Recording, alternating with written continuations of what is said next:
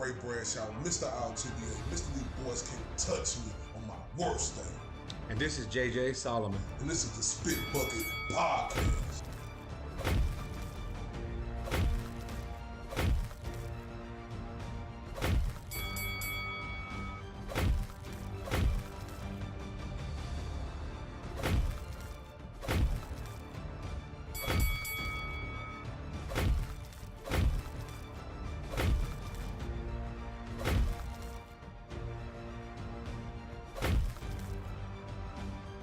And this is the Spit Bucket Podcast. It's your boy, Mr. RTBA, Mr. 214, Senor Dos, Uno Cuatro, Senor Dos Catorce, with my guy. What's up, man? It's JJ Solomon. Man, what's poppin', man? Oh, just another Monday. Man. Just another Monday, man. Another Monday. Good times. How you doing, sir? Man, I'm great, man. Shout out to everybody on here from that 214 to across the pond. We really appreciate everybody who give us feedback, who tune in on a day-to-day basis, when the Spit Bucket, Mr. RTBA, JJ Solomon, when we drop our videos. We also appreciate everybody who looked at our last video we dropped with Floyd. Kid Austin Schofield. You know, we appreciate y'all. Salute to y'all for that. If y'all ain't watched that, please watch that. Yeah, go check it out. Kid Austin and his pops putting the division on notice. But yeah, guys, I appreciate you guys. Episode 14, Corey. Mm-hmm. You know what? You know how I say 14 in Spanish? I know you do it. It's part of your name. 14. There it goes. 14. There it goes. Episode 14. There it is. Episode 14, the Spit Bucket Podcast out here in downtown Dallas. It's a good time right now, man. Beautiful downtown Dallas. As y'all can see before the sun set, you can see a little bit how beautiful our view is out here. We're in the heart of the city in Dallas, and that's downtown Dallas to be exact. It's a beautiful time. It's that one time of the year too where it's not dark at 6 o'clock. It's already 7. It's starting to get dark earlier, Yeah. but I know they're gonna push that. So hold up, when time is we gonna lose an hour? I thought you were about to say when time comes change. No, we're gonna lose an hour. Oh, So no, we're gonna gain an hour. Oh, we is. You fall backwards, spring forward. Okay. So we're gonna get an extra hour of sleep. Thank you, Jesus. Yeah, you're gonna get an extra hour of no sleep. I ain't gonna. Well, extra hour of no sleep. You have a baby. Oh yeah, 'cause That's I'm just 60 more minutes of tossing and turning. Well, shout out to my beautiful wife Taylor because she handled it all at night while I'm asleep. You know, because when I'm asleep, but I still hear the baby. But when I wake up and look, she has. You got Miss Taylor. Hey, and also shout out to my little. I came up with a term today. My queen-ager. Ooh. Little Joey Elena, my little baby girl, turned 13 years old on Saturday. We had a. I sent you that video. Man, y'all did it big. Give us a little break. Y'all did it There's big. no breakdown necessary. No, but like JJ, you got a bunch of 12 and 13-year-olds. Oh, How many did you have? It was 11 little girls. And listen, man, they were screaming from the tops of their lungs. And there was a moment in that video I sent you where I thought girls were over Justin Bieber. But no, man, they were screaming. It sounded like a whole choir in there. 50 little girls just screaming, baby, baby, baby. Oh, yes. I seen you and Amanda. I seen y'all holding it down, boy. But like I said, shout out to you because I ain't had a birthday in a long time. Hey, and we threw you you and birthday. Amanda threw me and my wife a birthday because it was right there together. So I know how y'all do when it comes to turning up and making sure folks Just have the people a good we time. love, man. The people we love, yeah. But happy birthday, Joey Elena. Daddy loves you birthday. very much. 13 years old. Keep being a great little girl, because I don't want you not to be. But anyway, man, it's kind of the boxing Christmas week for us because there's a big card this weekend, October 15th. Hold on, let's talk a little bit about what just happened. We just got. We were supposed to have Connor Ben and Chris Eubank, but Connor Ben somehow mysteriously failed a drug test, and him and his pops are still super confused. And then we had Sebastian Fundora, 154-pound junior middleweight, super welterweight, whatever you guys want to call him, contender, fight coming up against Carlos Ocampo. So he still put on a good show, but the towering Inferno, he had a big fight. Let me flash up his pictures in case anybody needs a reminder of who Mr. Sebastian Fundora is. There he is with that was him, the winner. Y'all not supposed to know he was gonna be the winner. he won. But yeah, we had Fundora Ocampo. You guys might remember Ocampo, especially here in the DFW area, when He took on Mr. Errol Spence Jr., Errol the True Spence Jr., and you were at that fight, weren't you? Oh, absolutely. What'd you think about it? What'd you think about the Spence Ocampo fight? So what was it? Yeah, go ahead. No, that's the fight, where I was in the dressing room with Earl. I ain't trying to give myself no credit for giving him the victory. Well, nobody over there talking to him. Mr. TBA say, I start thinking about Eminem. You only get one shot. Do not miss your chance to blow, because opportunity comes. So I went over there, I started talking that talk. And he went out there and destroyed Ocampo. But so are you saying it was correct? No, I ain't saying that, but I'm just saying I give myself a little percentage of it, because, it's hard to get, even though you want to fight, but Ocampo, that was just a homecoming for Earl, and he needed to hear that, like fighters need to hear that sometime to get ready for the fight, man. You got to get them that energy pumping. But speaking of Ocampo, this was a guy after that Earl loss. Like you stated to me early, won 12 fights in a row, up and down competition. Moved up in weight, moved up in 154. weight. Yep. So think about that, and then when I speak about Sebastian Fundora, everybody want to talk about him now today because Ocampo gave him a fight. Like, he wasn't that highly touted prospect from the 214 across the pond. See, this right here showed me Ocampo was a better fighter than we thought he was, Jay. Well, we don't know much about Fundora yet, besides the fact that he's 6'6", 154 pounds. I mean, there was a lot of people hyping him up, and there are a lot, but he still deserves to be. I mean, Fundora continues to shut me up. And I don't mean that in a bad way. I don't mean I think he's going to fail. I'm just not, when I see his body style, when I see that, it's just natural to me. I'm not, like I said, I'm not hating one bit, but when you see somebody that tall and that skinny at that weight division where these guys start packing punches and make targeted effort to knock the body, I just don't see much of a future. But Fundora's proven that. So you're saying that Ocampo lasted 12 rounds with a legitimate prospect, so maybe we should put a little bit more respect on Ocampo's name. Oh, absolutely, because, that was the thing about it. That's the one thing that they said, and it was something that you could talk about when it came to Earl Spence. How big was that victory against Ocampo? He was somebody who we really didn't know about. And Ocampo, years later, stood tall against a rising prospect, and also showed flaws of the rising prospect. And Ocampo showed that he belonged the entire time. That just showed how good Earl Spence was, in my opinion. Yeah, I see that, man. I mean, here's the thing. I mean, I wouldn't call it a close fight, though. Ocampo lasted 12 rounds, but there was a point where the ref was threatening to stop it, though I think that was a little premature and silly, too. But let's be real. You see the pictures on your screen.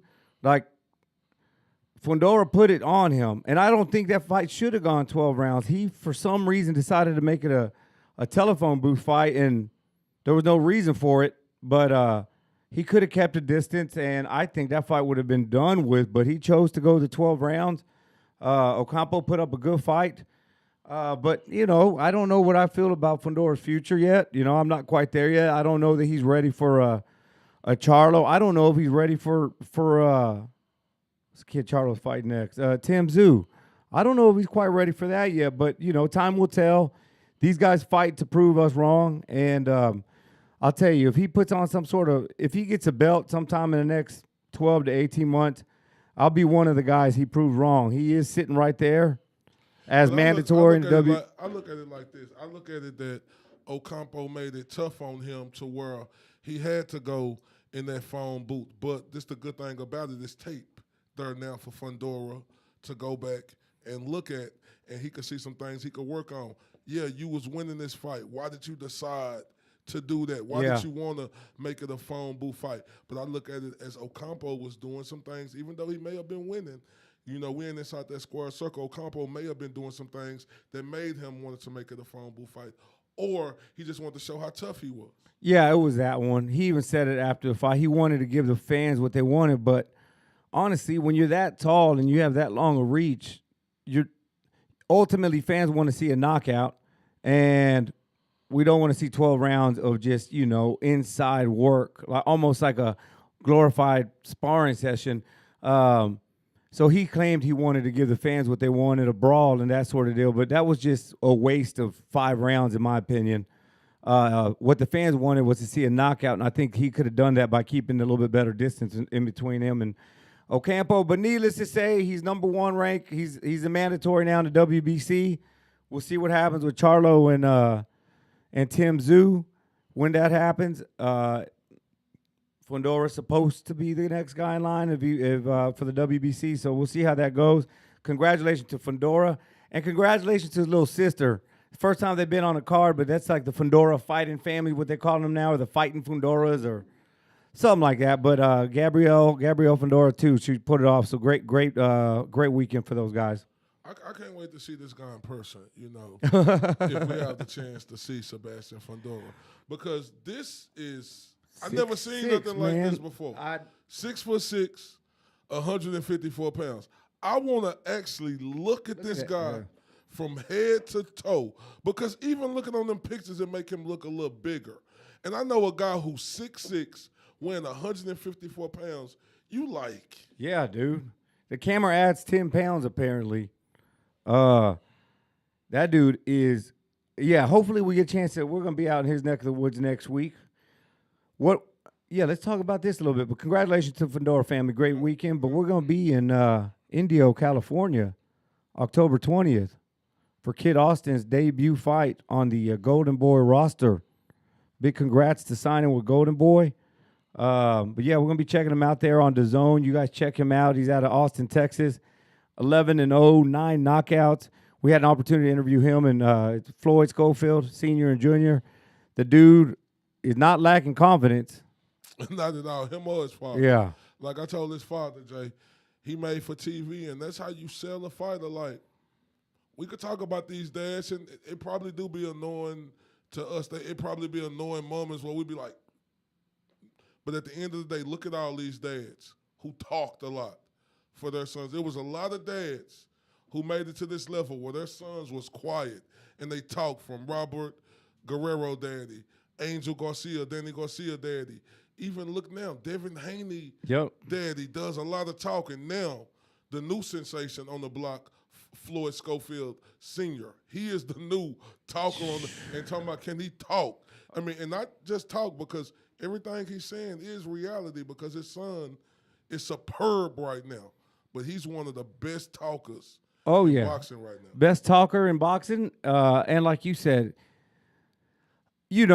some people might watch him talk and the things he has to say, and you could very easily say that he's not. But he legitimizes what he says. And what I mean by that is he's got some sort of backing. So it's not like some of these dads we see who just come out nonsense. But let's not take the spotlight off of Junior, man, off of Kid Austin. The kid's so far perfect. Like I said, he got personally reached out to by Oscar De La Hoya. He's in the Golden Boy family now, and he's got some things to say. Like I said, on that video, you'll see he put all of 135 on notice.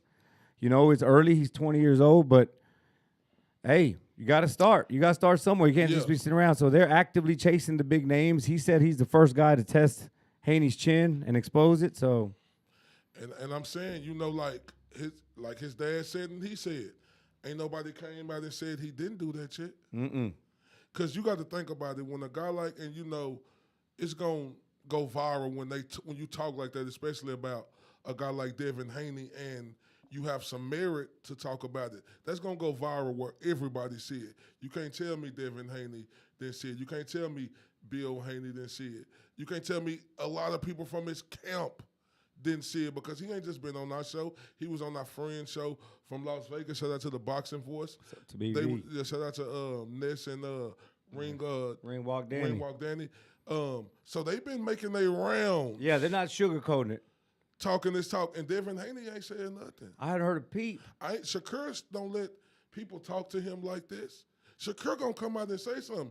Ain't said nothing. That's weird to me, bro. Because they call each other out, and if anybody, especially a young up-and-coming prospect, says some stuff like that, but we hadn't heard anything. No. And don't think that Floyd Sr. is trying to sugarcoat it like you just said. You even try to tee him up and say, hey, don't you think this might come off as whatever, disrespectful, bad blood? And they're doubling down. No, It's not personal. Devin doesn't want us. He will never be 'Cause he ready gonna for us. run. Guys, he took it as far as calling Devin Haney Paulie Malignaggi. Damn. That's, I mean, no disrespect to Paulie. Paulie had a hell of a career and a hell of a boxer, but, you know, in the general public's eyes, when you think of Devin Haney, you don't necessarily think about Paulie Malignaggi and Floyd. It's a great comparison, though. The thing is, Devin Haney's skill set is better than Paulie Malignaggi, in my point. But the thing where I think he comparing them, because I once said this, you know, Devin Haney, you know. You said it, yeah. He don't have tremendous knockout power, and that's something that Paulie Malignaggi didn't have. But I see Devin Haney growing into his strength, and especially after becoming undisputed, you can't see nothing but the confidence zooming now with Devin Haney. That's why I told Floyd, I don't think that Devin Haney wouldn't want to fight you guys. Oh, yeah. And you know his response? I know Devin Haney wouldn't want to fight us guys. I know a fighter. Yep. He said, I know when the fighter don't. I mean, but let's be honest and objective. Right now, Floyd not even, I mean, he's in the. Based on what we see, based on the footage we've got, the fights we saw, we were in person, obviously. Yeah, I mean, how can he there, but he not there yet to where Devin Haney should give him that, like, he almost there. I think 3-4 more fights. Then, Yeah. like, a lot of people starting to take notice of him now. Sure. You know, especially us. We high on this guy. Super high. Like, we know what he could do. But being realistically, they understand. And Floyd said it himself. They're not going to fight us right now. And even if they do fight, it'll be like 2 years down the road, and it'll be a mega fight. So right now, they see him, but they don't see him yet. We'll see, man. We'll see. I'm excited about the young man's future. We'll see what his Golden Boy debut looks like. October 20th. October 20th. On the Zone. You guys check out our homie. Huh? Indigo? It's in Indio, California. Indio. Yeah, at the Paris. resorts? Yeah, it's some casino, Indio. Y'all check it out. But yeah. We'll let y'all know when we come back from break. Yeah, we'll come back from break. Take a look. Yeah, my bad. I don't know what the hell I'm saying. No, it's cool. We want y'all to make sure y'all check out our sponsors real quick. KO Therapeutic.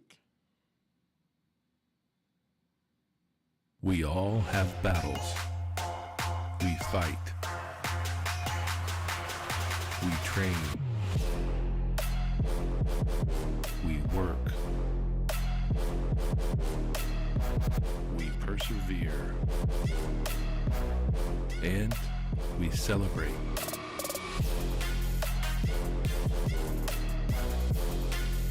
We are all one.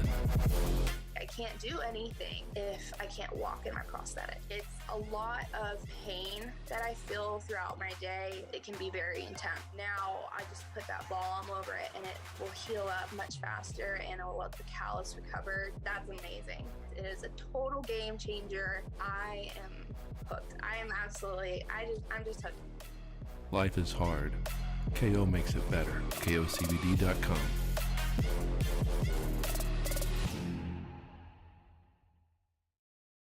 I don't need to save money. I want to put on good fights. So that was a good fight for the zone. So I'm disappointed. But what is the point in signing up? We'll be back to that in a minute. Yeah. No, spoiler alert. We'll talk about Mr. Eddie here in a little bit. But anyhow, yeah, check out KOCBD.com. Use the code TSB10. Guys, if you're an athlete, if you have work that wears you out, if you're in pain, if you know somebody's in pain, trust us. Check it out at KOCBD.com. Use the discount code TSB10. Watch it change your life. And everybody, please make sure y'all like, share, subscribe. This episode 14, the Spit Bucket Podcast. We appreciate everybody who's been tuned into us thus far. Just know we got a lot more coming. We got the will to win, and we got the drive to go a long way.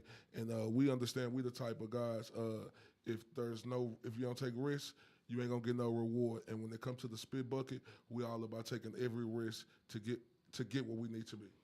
Yes, sir. And shout out to Al Money. Al Money in the old building. Al Money. Shout out Always. to Al Money. Shout out to everybody who gonna catch this now or catch it on the replay. Shout out to everybody on Apple, Spotify.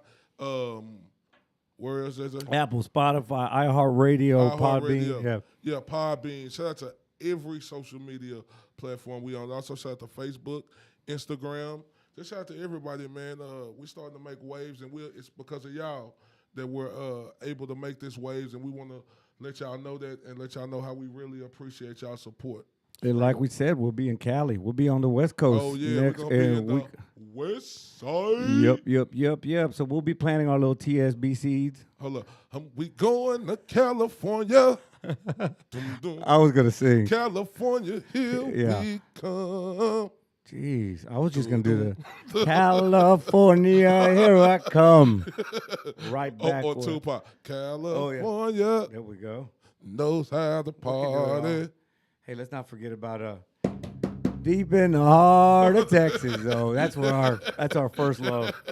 Oh God, in them. Our first love. Hey man, but we just talked about Fundora. There was supposed to be another fight on October 8th. There was supposed to be. It sold out in 7 minutes.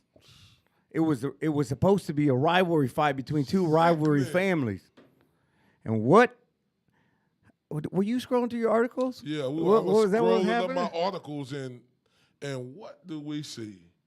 Conor being test positive for this banned substance that's big time. This ain't just no regular substance. This is a big time substance that do something to your body that's gonna inflict pain on somebody, gonna help you work out and do all of that stuff more better. And I got no respect for guys like that. I mean, like, dude, could I get a guy like that a second chance? You know, listening to I Got Lukey, I understand it is about second chances, right?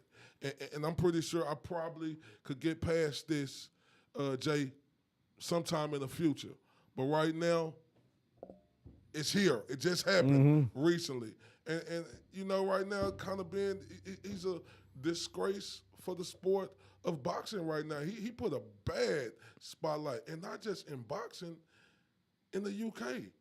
And then UCAD is talking about banning this guy for 4 years. It seems harsh, bro, but how else are we going to get a sport to change? How else are you going to get people to think about the consequences? You know, it has to be extreme, and that's what we talked about, like you said, with our homie Lukey from itrboxing.com. Big shout out to Lukey. It's life or death. And what's crazy about this is that we just, and I'm sorry, I forgot his name, but a week before, somebody just died in the ring. Well, he took a life-ending injuries. He died 3-4 days later. A Colombian boxer, and I'm sorry, I forget his name. But this is right after that. We're literally seeing somebody die in the ring once a year now, right? I mean, it's about once a year now. We're seeing somebody else die in the ring. And then we can take it a step further. And we talked about this on TSB Unscripted. Listen, Nigel Benn ended Gerald McClellan's career. And nobody's saying that it was because of drugs or PEDs or nothing like that. But we can know for a fact that Gerald McClellan is pretty much a vegetable now. And that happened at the hands of Nigel Benn. So don't you think fighter safety should be number one in both those guys' heads? Exactly. And how is that such a coincidence like that? Like, Nigel Benn was known for his power, right, JJ? Mm-hmm. And think about it. He could say relentless power. Relentless power, bro. That dude hit hard. Like, he broke shit on people, right? And this is my thing right here. That's his son. That's his father, right? Especially it's two common things they got in common. They father and son, blood related, and both of them boxed. His father know the ins and out. His father, he ain't gonna. You can't sit up here and make me believe that his father didn't know nothing about this. You know, and it make you look at his father and look at his record and see, like, how really good was you? And just think, if Vada wouldn't have caught this under UCAD protocols, like, he probably could have rented here and put a damage on. Do you see how he ended Algieri? Yeah, Algieri. Like, bro. We know Algieri's not a.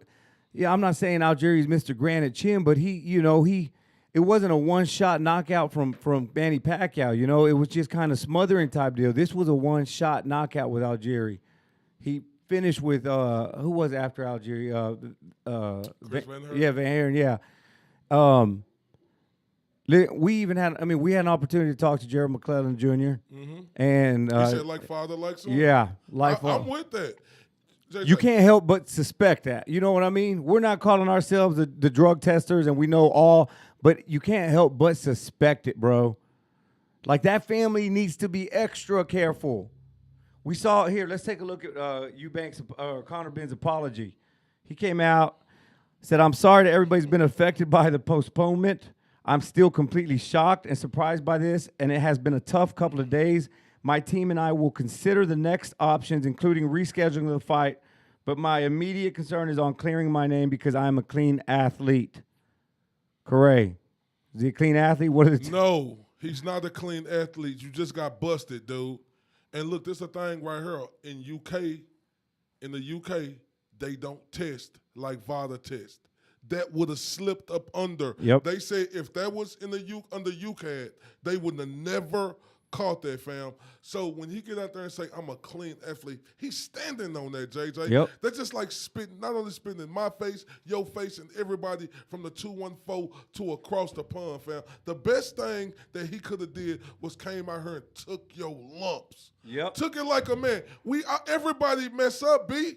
We all make mistakes. Like, we all make crucial mistakes. I done made a crucial mistake where I had to put my pride to the side, Jay, and just accept what I had to accept. And for Conor Ben not to do that, that's spitting in every human being face from the 214 to across the pond. Yup, man. There's something about owning up to your shit. You know, and it's almost the same feeling I have when some of these fighters have excuses after they lose, and we always say you're never going to grow if you don't accept the loss. Well, if you do something wrong, and you don't fess up to it, you don't acknowledge it and take accountability, you're never going to grow from it. And you're right. You're spitting on the fans' face. You're spitting on the undercard's face. You're spitting on your family name. You're spitting on Gerald McClellan and his family. You're spitting on everybody to look the cameras in the eyes and say, you had to know something, man. It ain't going to pop up on the test. This is a female drug that's specifically for women's hormones. Like, there's no reason it should be anywhere near a man. Damn. He was willing to go that and take some female shit. And, JJ, you know that type of drug, it clear out your system in 3 to 4 days, right? That's what they said. So he played it wrong, fam. Like, this is like, I hope you can make a stand on this and block him for 4 years, because this will set a precedence for everybody. And like I said, they got to fix up that shit. Think about how many other fighters in the UK then had to fight like this. But if you really think about it, they don't even playing field. But there's a lot of people who doing it the right way. You can't sit up here and tell me, JJ, people in the UK know that UCAD don't test for these different type of drugs. They're not going to push it to the limit. How many other fighters from the UK? I talked to Clarissa Shields. I said, "Clarissa Shields, I hope y'all took VADA testing over there." She said, "We did, champ." We did, champ. And she said it just like that, too, did she? Yeah, it's a problem. Corey, do you think the picture that's on the screen is deserved? Did he deserve it? Is he a Pinocchio? Oh, he's the modern-day 2022 Pinocchio, fam. And like I said, he a disgrace to the sport right now because he's standing on it, fam. Fam, don't do that to yourself. Don't do that to your family. Don't do it to the sport of boxing, because we're not going to look at you the same. At least if he would have come out and said, "You know what? I did. I took something I wasn't supposed to take." It's a big fight. You know, everybody's watching. It's a big fight. Yeah. You know, I just think about wanting to get revenge for my dad, you know, of the embarrassment he had when he was the highly favored to beat Chris Eubanks Sr. He could have came out and said that, and I would have took it in. Yeah, you still wrong. Right? But I could understand that, because we all, one point in our life, try to push it to the limit in something. You know, the saying was going on, like, if you ain't cheating, you ain't trying to win. Yeah, if you're not cheating, you're not trying to win, man. But not cheating like that, though. His cheating is a whole different cheating. I'm just giving examples. Everybody cheat. But the way he cheated is very irresponsible. That guy, instead of coming out standing on it and saying, "Oh, I'm clear my name." We're going to get to the bottom of this. What does that mean? It's already to the bottom of this. You're gonna have to bring some hard evidence that you were accidentally taking your wife's medicine or something. I mean, it makes no sense, and it's terrible. Al Money says it hits hard right now for sure. Athletes risk their lives when they step in that ring, and he's absolutely right, man. This is, Lukey, listen, I'm all about second chances. You're looking at a guy who not only has second chances, but third and fourth and fifth chances. Don't get me wrong. I'm all about forgiveness. I'm all about a clean slate. But which is what we were talking about last week. You don't put somebody who's a sexual offender to go be put them in a daycare, or you don't put a gambling addict to work in a casino. So yeah, get your second chances, but don't get. And what we're referring to right now is Victor Conte. Yeah, we're referring to Victor Conte being allowed to be around in the boxing. And then we started talking a little bit. You guys can check out the interview last Thursday on Unscripted. Do these boxers deserve second chances, or should it be an automatic ban? And I get how it sounds too extreme and there can be anomalies or false positives, but we're talking about people's lives here. We're not talking about how can you hit a home run or not, or how fast can you run a 40. We're talking about you having a competitive edge to punish the guy or the woman in front of you. So we're talking, this is apples and oranges. If that's almost assault, that's almost attempted murder. I know it sounds extreme. No, that's completely what it is, JJ. It's assault. It's attempted murder. Like, look, I'm about second chances, and like we said, the common denominator, we stood on that. They should be banned for life. But I like UK positioning it because, remember, I was saying 5 years. Yeah. 4 years is a long time. That boxer made that mistake. You put yourself in that position. So you're going to have to make sure that you're ready and you're clean for the next 4 years if this is what you want to do still. Because like I said, you made that choice to do that drug. But Conor Ben, I think that was horrible of him to come out and make that statement. Very irresponsible. And your name is tainted forever. You're not going to be able to clear up your name, Conor Ben, because as a man, you should have came out and stood. You should have came out and took that. Sometimes you got to take stuff and admit to you're wrong, especially when it's something like that. 100%. And then you think 4 years is too long, or that's too harsh. What about all the people on that undercard, bro, who not only financially didn't, it's not just about the paycheck, but it's about your career path. It's about that one opportunity you get to be on this undercard, and now it's gone. That's what you've been working for the past 6. Most professional fighters can't professionally fight full-time for income. So these people on that undercard had to sacrifice work, had to sacrifice money, time with their family, going to work out after they get off of work. All for what? Nothing now because the fight didn't happen. And then now you're messing up your chances to climb in the rankings and all that sort of deal. So not only is it a payday that he cost to people, so no, at the end of the day, 4 years ain't nothing. And you potentially could have put Eubank's life at risk. Man, and that's great. The number one thing. Hey, JJ, I'm glad you said that. That was a great point you said. Just like ruining everybody else on the card. Like all the underfighters, like the fight sold out in 7 minutes. So a lot of them guys who made it to that stage, this was going to be probably the biggest money that they ever made in their life. And they had that hard 8 to 12 week training camp, and at the snap of a finger, all that hard work they put in, the money that they was looking to bring in, that they probably needed for their family, is gone just like that because one guy decided that he didn't want to do it the right way. He didn't want to do it the harder way. He wanted to go, to do it how he wanted to do it, to give himself an extra advantage to be the superior. And I just think that was really terrible for the sport. And let's just talk about this real quick. We don't beat a dead horse on this subject. But look, Eddie Hearn, everybody's got their feelings on Eddie Hearn. This was a while back when one of Eddie Hearn's fighters was on the other end. Keep in mind, Conor Ben fights for Eddie Hearn. He's one of a Matchroom roster. But here's Eddie Hearn's thoughts on failed drug tests. I don't need to save money. I want to put on good fights. So that was a good fight for the zone. So I'm disappointed. But what is the point in signing up for drug testing if when you fail, everyone just goes, "Oh, don't worry about it. Just let him fight." Yeah. So and the argument of, well, it's all right with UKED. It's totally irrelevant. You've signed drug testing with VADA, the best testing agency, in my opinion, in the sport. The best testing agency in the sport. He's saying, if you test, what's the point of test if we're gonna have the fight anyway?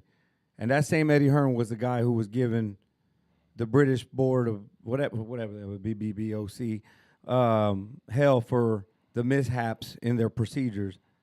Hey, listen, just like you said, Eddie Hearn, you're absolutely right. A few months back when it was your fighter, there's no excuse for it. What's the point of having tests? So now now that it's your fighter, you want to let's see how fast we can reschedule it. And this was a disgrace. Come on, man. Yeah, and that's crazy. Hypocrisy, too. man. See, the thing is, he was trying to come play cleanup man a few days later because at instant, and the people from across the pond and like the people over here in the States, they had a lot of criticism over there because not only did Eddie Hearn, but the other promoter, I can't think of his name right now, but he promotes Eubank. They were still trying to find a way to put on this fight.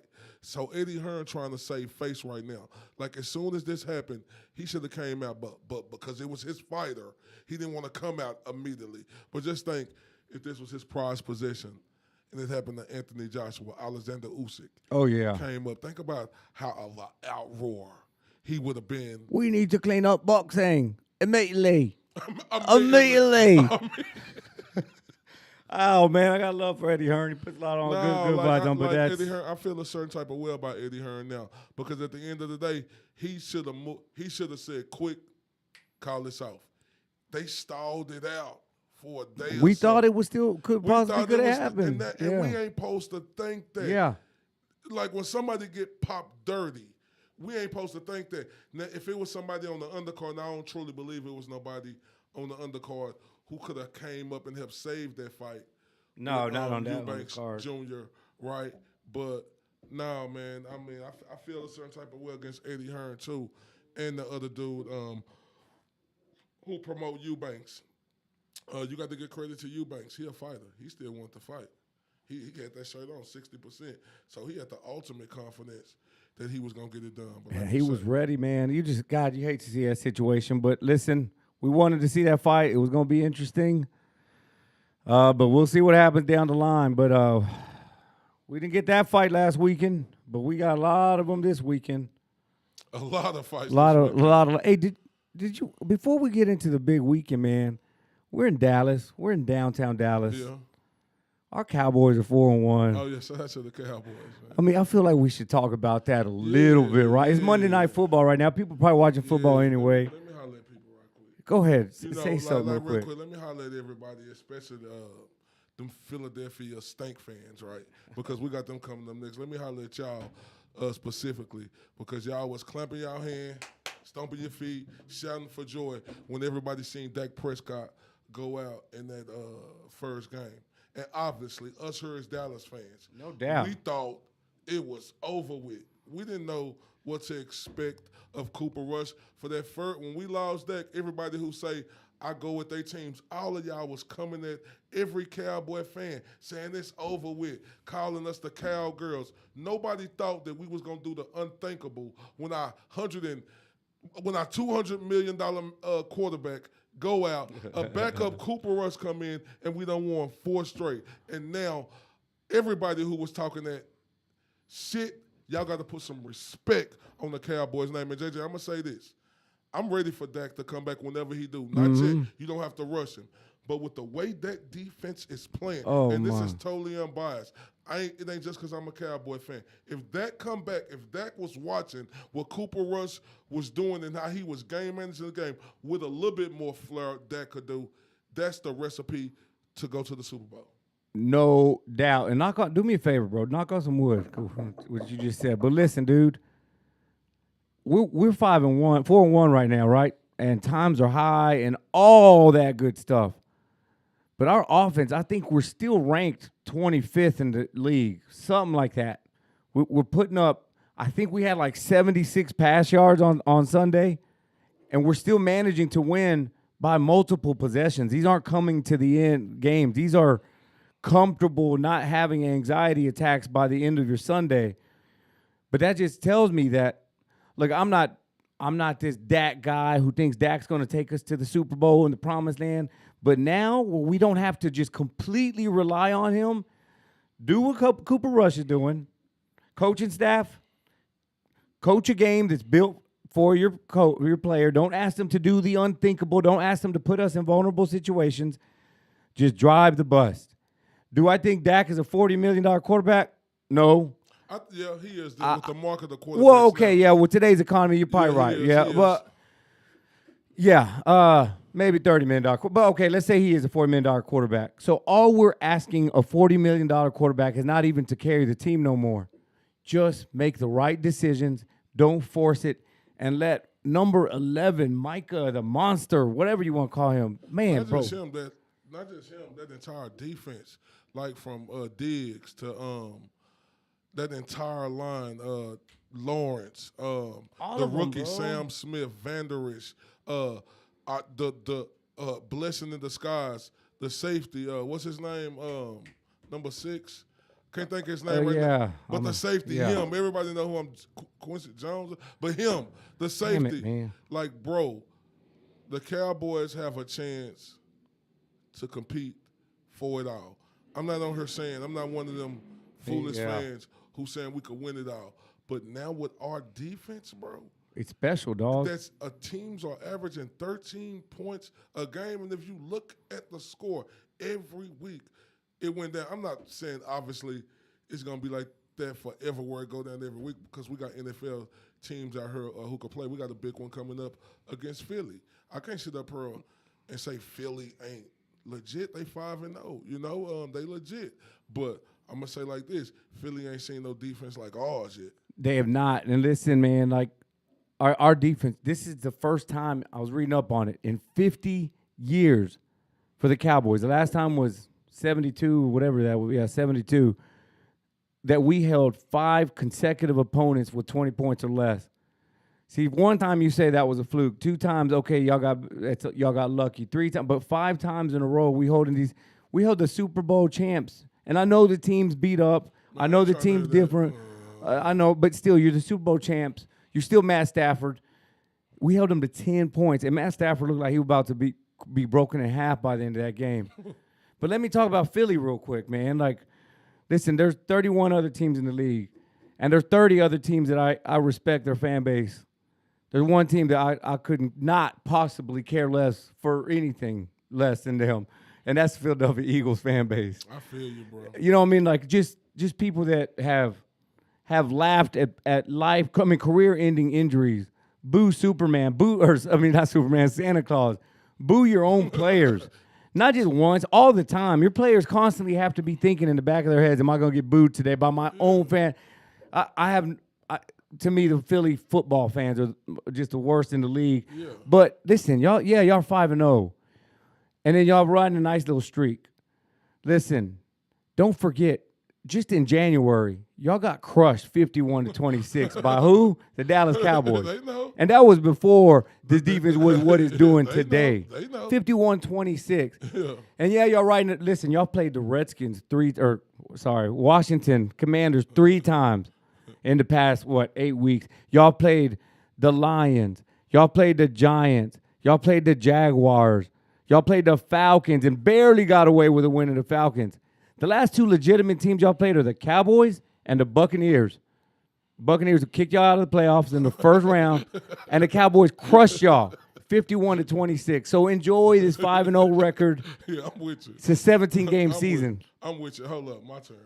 Now listen, like you said, JJ, let me turn around and look at these Philadelphia Stank fans. Like you say, the 30 other NFL teams, right? No problem. But when it comes to them rotten, dirty, like if you ever been to Philadelphia and you smelt the stench in that city, that they represent how rotten, of a place it is. Like JJ said, I never have respect for a team who got up and hand clapped because our star receiver, probably the best receiver we ever had, which they call him the playmaker, and Michael Irvin had a career-ending injury. I got no respect for you rotten motherfuckers. I don't wish no good on y'all.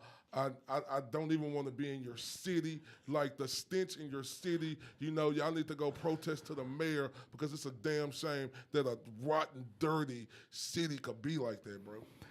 Yeah. So I hope Dallas puts it on them. And look, you know what? Here's the difference. Philly fans gonna be acting like it's a Super Bowl on Sunday. Yeah, Oh yeah, and let's say they win. Oh, we beat a team with the backup quarterback, and y'all gonna be acting like it's a Super Bowl. They're not gonna win, Joe. Y'all act like y'all been there before. All right, y'all have a little professionalism, please. They're not gonna win. I hope they not. I told them, they little quarterback who like to run around, we gonna break him. Woo-hoo. We gonna break him. I don't even see Jalen Hurts going to four quarters with us because he has a target on his back. Oh, he likes to dip the pocket, huh? Oh, okay, you like to run out the pocket. We're going to have that spy. Remember that safety I was telling you about, number 6? He going to spy him all night and put hurting on Jalen Hurts. That dude ain't going this whole game with us. Our defense is ferocious. Our defense is legitimate. But I will add, I'm not drinking the Kool-Aid yet. It's week 6. Oh, I'm drinking it. Don't get your heart broken again. No. I'm drinking it. Because one thing that, since I was a young boy, what they always told me, defense wins championships, fam. Yep. And look, I'm drinking it with a backup quarterback because I done seen a lot of game managers with a good defense go win the Super Bowl. Who was the quarterback from Baltimore? Trent Dilfer. Trent Dilfer, when they had that hell of a defense, they went and won Rex the Grossman went to the Super Bowl against Peyton Manning. I'm just saying. Yeah. I'm Chicago telling you, defense. like, y'all got to reading in between the lines. I didn't see Cooper Rush. Yeah, was the plays though? The running game was working. So why you gonna go against the running game when you got a powerful defense? So why you gonna throw it to the air? And I think he had 101 yards. Judge, I thought, was it? No, it was net passing. So that like factors in other stuff. I don't know if it's penalties and stuff like that. Net passing yards was 76. Yeah, we beat the Super Bowl champs with 76 passing yards. Even if it was 101 yards, you're gonna call it gross passing yards. Yeah, but man, I'm drinking the Kool-Aid. It's all about health though. Right now, with this team intact, with our defense intact, if our defense can stay healthy, we got a legitimate chance to go to the Super Bowl. Because, like you say, if it happened one time, if it happened two times, we could be like that. But 3, 4, 5 times, we held teams under 20 points a game, and each game it go down more and more. I'm drinking hella Kool-Aid with some extra sugar. Let's do it. Hey, I'm going to take a quick break. I'm going to fill up my cup of water. In the meantime, check out our friend from KOCBD. We all have battles. We fight. We train. We work. We persevere. And we celebrate.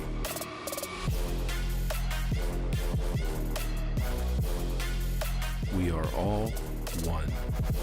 I can't do anything if I can't walk in my prosthetic. It's a lot of pain that I feel throughout my day. It can be very intense. Now I just put that balm over it and it will heal up much faster and it will let the callus recover. That's amazing. It is a total game changer. I am hooked. I'm just hooked. Life is hard. KO makes it better. KOCBD.com.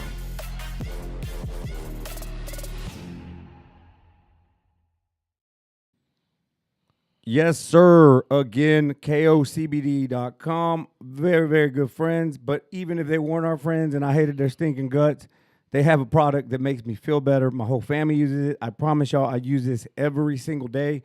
If you're in any type of pain, back pains, arthritis, whatever the case, this will bring you relief. I'm not saying this might bring you relief. Stop taking all that medicine. Stop putting all that acetaminophen in your system. Trust us when I say this is a great, great pain relief, all natural. Check them out at KOCBD.com. Use the discount code TSB10. Watch it change your life, for real. Let's get into it, Jay. Yes, sir. Big Christmas week. Like we had a couple of upsets. We had a couple of downfalls with this fight the previous week. Getting put to the side. We had another downfall of the Queen dying and postponing Savannah Marshall. Well, Clarissa Shields versus Savannah Marshall. And now, on the same day, we got Clarissa Shields versus Savannah Marshall. Ding. Um, See if you remember. Deontay Wilder versus Robert Helenius. Ding. Devin Haney versus George Kambosos. Ding. One more. Let's pass the test. I just had it in my head. I'll give you a clue. I look a version of him if I had 17 Domino's pizzas sitting in one night. Huh? You always call me him. Caleb Plant. Oh, yeah. Caleb Plant, but it's on that Wilder card, though. Yeah, it's on the Wilder card. That is a big fight, though. Caleb Plant versus Darrell, right? And I was scrolling up my articles and shit today. I see this post come up. I say J.J. Solomon put up the odds. Speak on this. No, yeah, we were just talking a little bit about what we think is the best odds for an upset this weekend. We have people voting on there talking about. Basic question I was asking is we got 4 big fights. Corey just named them all. Some were rescheduled, some were postponed, some are rematches, some are returns, and some is just heated rivalry. And I just presented a question: who do you think has the best chance of getting upset this week? And look, man, let's bring them up, Corey. Let's talk. Let's bring them up. I guess this is the best way to do it. Let me lower my mic a little bit so I can see this computer. But let's talk about Caleb Plant, Anthony Darrell.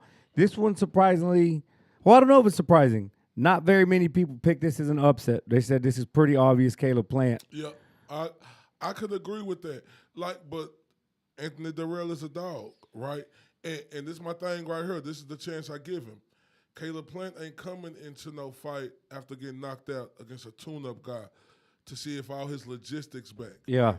He coming in straight off a knockout. So I know a lot of people not pick. I pick Plant to win this fight, favor him. He's supposed to win this fight. Would you agree? 100%. But I give Anthony Darrell a good chance because you have to remember Caleb Plant coming off a knockout. And what's Darrell coming off of? A knockout. Clean uppercut.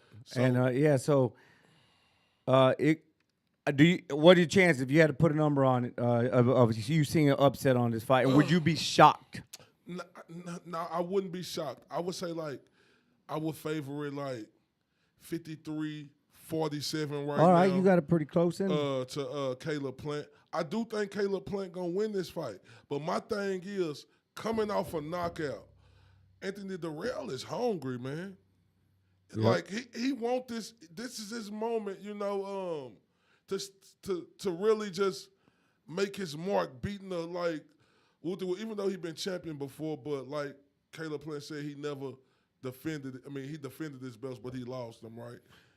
And the heated pressers, bro. You got to sprinkle some of that in, some emotion. Like we're talking about Lukey last week, you got to be able to control that emotion. Yeah. They are mad at each other. You know what, though, bro? I'm so surprised that everybody's saying that fight, well, between that and Haney. No, but there were still some Haney-Kambosos votes. But considering Plant came off of a knockout against Canelo, people were still damn near unanimously picking him to win this fight. Mm-hmm. And they're not even blinking for the most part. Everybody just thinks if Plant wins, I feel like it's gonna be a decision. I can't see Plant knocking out Darrell, but we'll see, man. Next one we have brought up, we're gonna bring up for you is the Queens fighting after the Queen passed. Clarissa Shields, Savannah Marshall.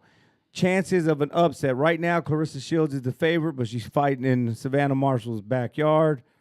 All the extra stuff, she beat her in the amateurs. Clarissa's still the favorite. Can we see an upset? Will we see an upset, Corey? I'm not sure. I favor Clarissa Shields to win this fight, but when it comes to boxing, they say styles make fights, right? And I think Savannah Marshall got a style that could give Clarissa Shields problems. Let me get this clear. I got Clarissa Shields, the clear-cut favorite, right? But I think when I look at a Clarissa Shields and I look at a Savannah Marshall, they styles offset each other. And I think Savannah Marshall's is wrinkles in there where she could get off if she don't let Clarissa Shields pressure, her relentlessness, get the best of her. If she let Clarissa Shields be relentless like that all night and don't make a stand and hit Clarissa Shields with something to make her think about it, this is going to be a night, not an easy night, but I favor Clarissa Shields in this fight, probably doing it the same way because this is a close competitive fight. Super close, And man. is Clarissa Shields the favorite? Absolutely. I say like 50, Ooh. 54, 46. 54 for Clarissa? Yeah, for Clarissa. So you saying it'll be close? Clarissa gonna make it ugly, right? She has to make it ugly. She has to make Marshall uncomfortable. Marshall's gonna have huge support, bro. Like that place is gonna be jumping, and Clarissa gonna have to block it all out and fight the perfect fight. If you put both their perfect fights against each other, Clarissa I think wins it. But Clarissa gonna have to come ready, dude. She gonna have to be because it's like I don't know. I'm ready to see that pop on Clarissa. That's the one thing I think she missing is that pop. Does she have a style that could overwhelm you? Yes. But I hope that she transform that pop. Yeah, something a little more crisp. Because like she's a worksman, right? She she a worksman. Yeah. Like she gonna wear you out. She gonna wear you make out. you uncomfortable. Yeah, uncomfortable. Savannah Marsh is more of a technical fighter, boxer, power puncher, sits on her punches. Not saying Clarissa don't, but we ain't seen that pop yet. And with that pop Savannah Marshall got, and with the heated rivalry and everything behind it, Clarissa Shields could possibly walk into something with the type of style she got. Because like I say, styles make fights. Yeah. Hey, listen, Shields is the favorite, but I could definitely see this fight being an upset. Yep. And, they might do it again because the world is waiting for that fight. We don't have them listed on here, but we do have Baumgartner and Michaela Mayer fighting. Mayer's the favorite on that. Baumgartner can punch. So that could also be an upset, but Michaela's a... Yeah, I got Michaela Mayer. I like Baumgartner. She just going to have to show me. Like, she a champion, but she going to have to show me, right? Because when you dealing with a guy, with a girl like Michaela Mayer who fundamentally sound all the way around, can punch, box, and do it all, and you just known for power, not usually when a fighter who could do it all lose to a fighter who just known for power, right? So, yeah, I'm more like on this 65. Yeah, same here. I'm right 35. there with you, man. The next one is the revenge, the rematch, the repeat or revenge between Devin Haney and George Kambosos, coming back to Australia, back to Melbourne, side of the first murder. Devin Haney's coming back. They say these killers come back to the side of the crime. Yeah. And Haley's back. What do you think, man, out of the 4 fights in terms of this one being an upset? Is this the one you feel most comfortable about? Yeah, this the easiest dog in New York to walk, in my opinion. But let me say this, Kambosos been a champion. He did it the harder way. I know people want to say, oh, T.O. was sick. Well, he shouldn't have put himself in that position. I can't go off if he was sick because if it was so life-threatening, if you knew this before the fight, you let your ego and your pride get into the way, and I'm not going to let that reign on Kambosos. Excellent victory he had to get you. Kambosos is a fighter who did it the harder way, just like Devin Haney, right? Yep. He a guy who have a chance. One thing we noticed about him, he been quieter in the lead up to this fight. What he gonna do different is yet to be determined. The first fight we seen, complete domination from the first round to the 12th, in my opinion. Yep. By Devin Haney. And when I look at Devin Haney, a guy, who been trying to have everybody take him in for this long, he finally got the world into the palm of his hands.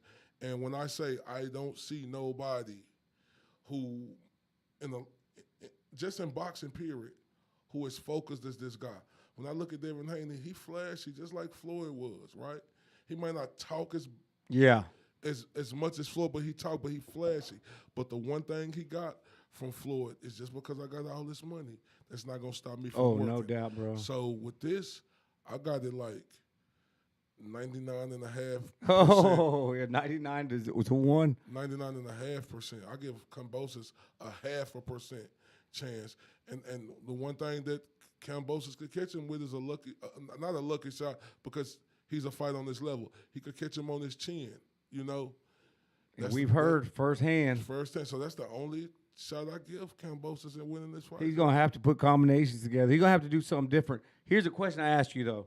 With Haney already kind of dominating Kambosos, Haney ended up on a lot of people's pound-for-pound list that he wasn't on before. Is there ours. On ours, yeah, definitely on ours. Is there a way Haney can fight the exact same opponent? What does he have to do to climb that pound-for-pound list in most people's eyes?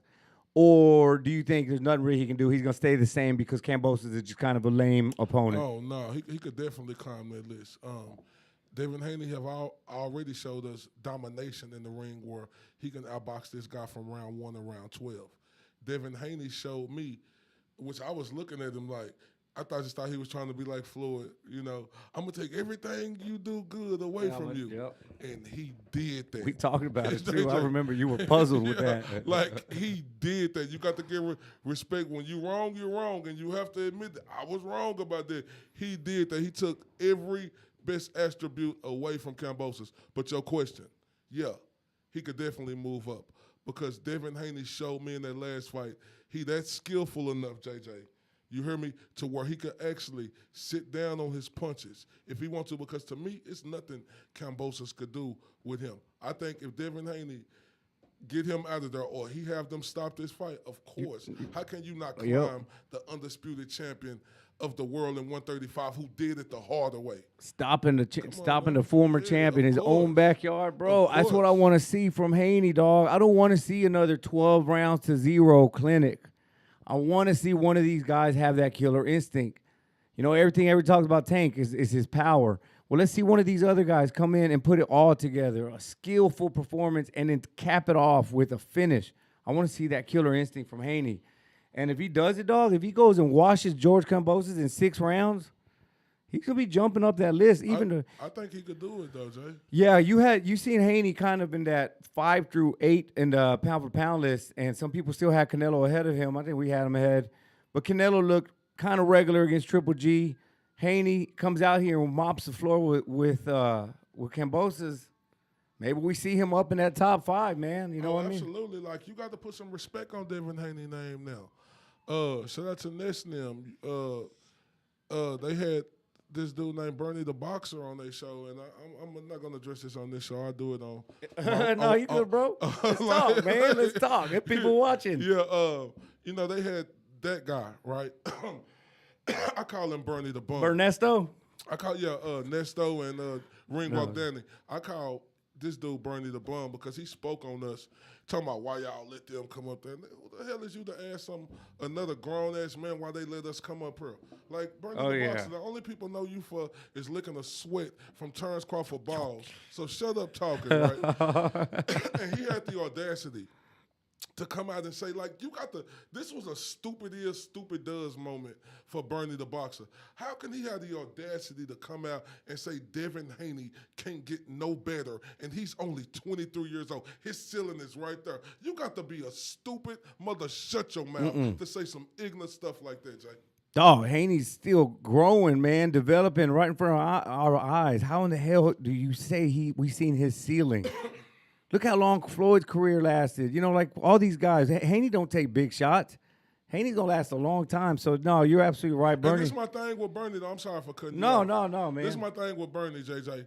They like the people who in they camp, because you know Devin Haney got into a little back and forth with Keyshawn Davis, Keyshawn Davis, yeah. And this is what they do. Everybody who in that camp, Bernie try to downplay the fighters that's in their weight class. So just because you got Keyshawn Davis, this pup, he a former silver medalist. Yeah. And we give him his respect for that. But he's a pup in boxing right now. He ain't did nothing like what Devin Haney did to where you can sit up here and shit on Devin Haney and say this is his ceiling because you got the wiener dog and Keyshawn Davis on your team, and you want to try to downplay Devin Haney. That's he's just doing damage control for camp, and man, it is what. There's always going to be a Bernie the Boxer.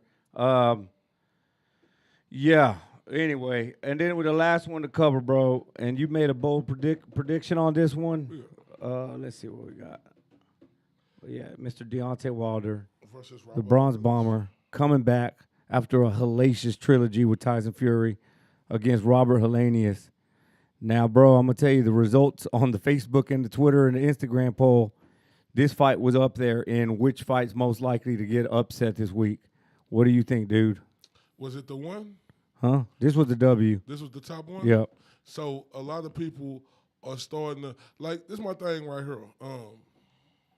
Deontay Wilder got something that's game-changing, something that the historians always tell us. They like to pound us in the head. Shout out to my dog, General Big Fish. I see you on here, General Big Fish. What's popping, my guy?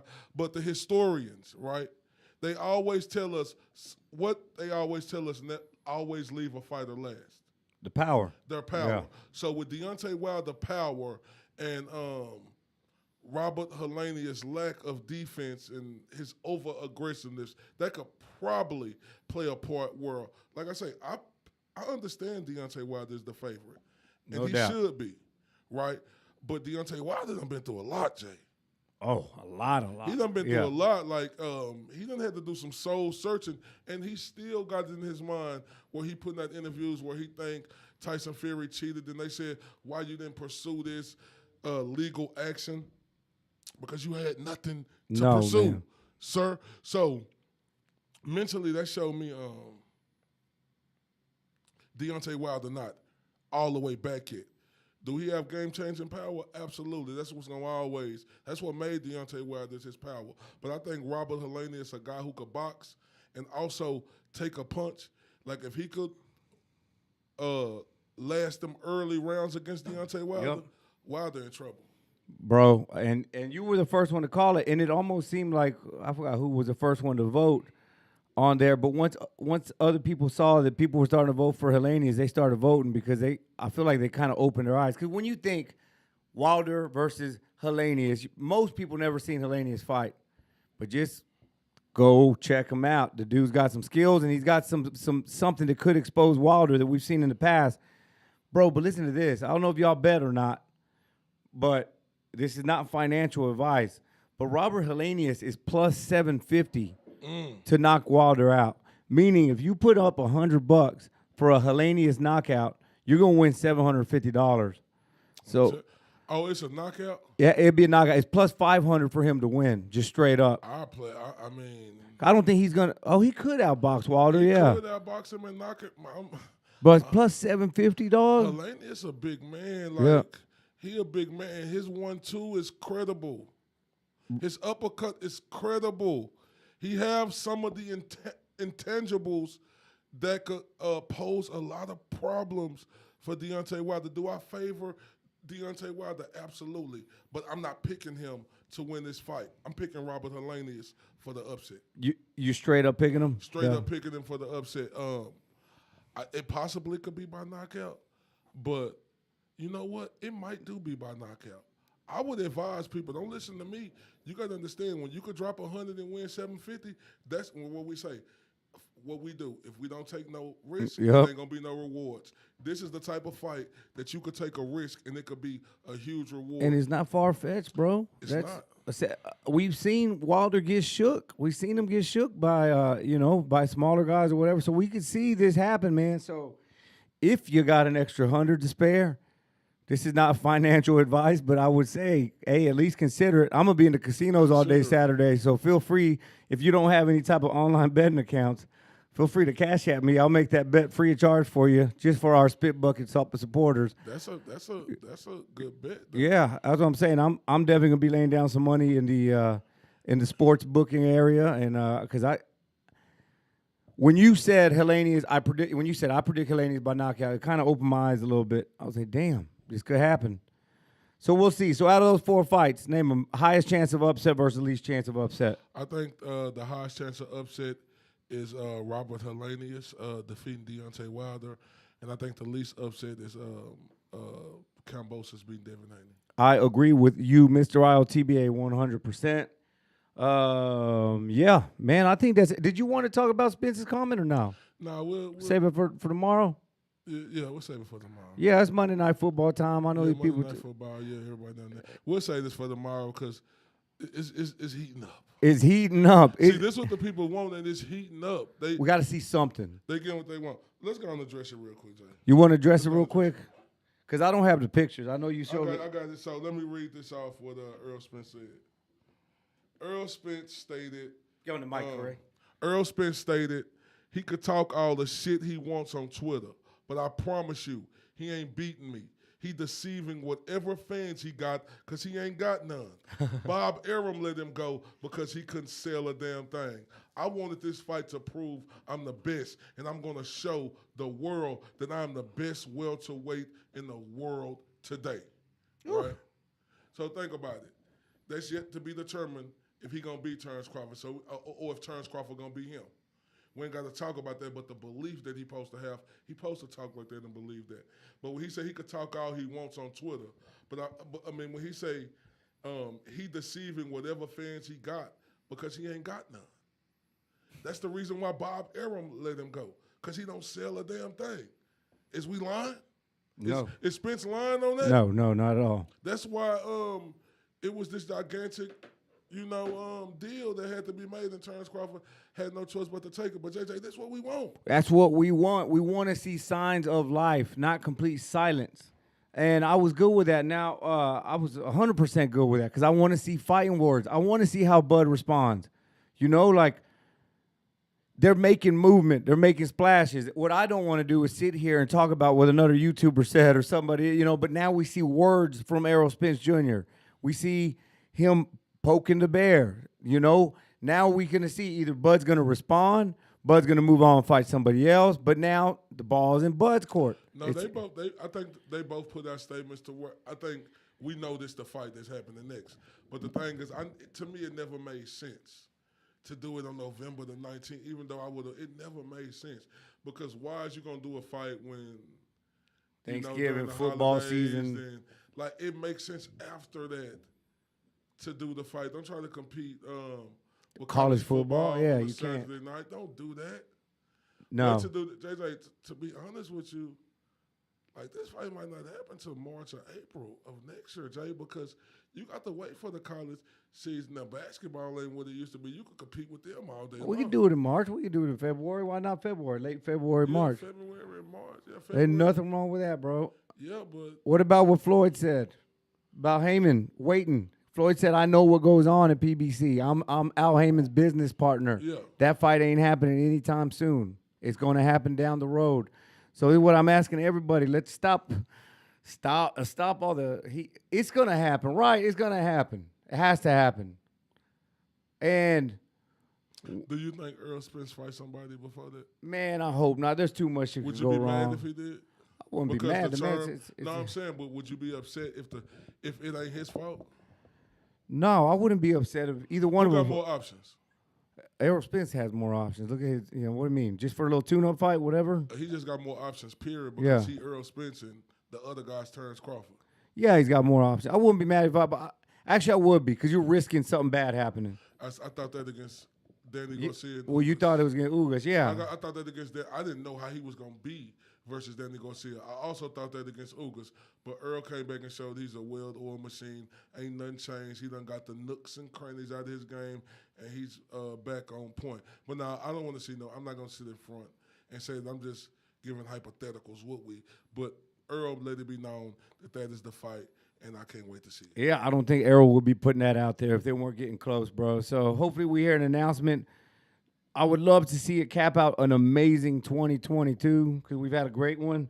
But we'll see. That's yet to be determined. I don't want to waste any energy. I don't want to be shouting in this beautiful studio right now about whose fault it is. But, you know what I mean? But it's been a good show. It's been a good Monday back. You guys go back and enjoy some Monday football. Are you good? Are you good to head out of here? Shout out to everybody on the 2142 across the pond. We'll see y'all tomorrow night, 7 p.m. Central Standard Time. Everybody, y'all make sure y'all go like, comment, subscribe. Tell your friends about the Spit Bucket Podcast. We got a lot of things coming. Y'all know how we do. It's Mr. LTBA with JJ Solomon. JJ Solomon. Appreciate you guys. Y'all have a great night. This Corey Bradshaw, Mr. LTBA. Mr. These boys can't touch me on my worst day. And this is JJ Solomon. And this is the Spit Bucket Podcast.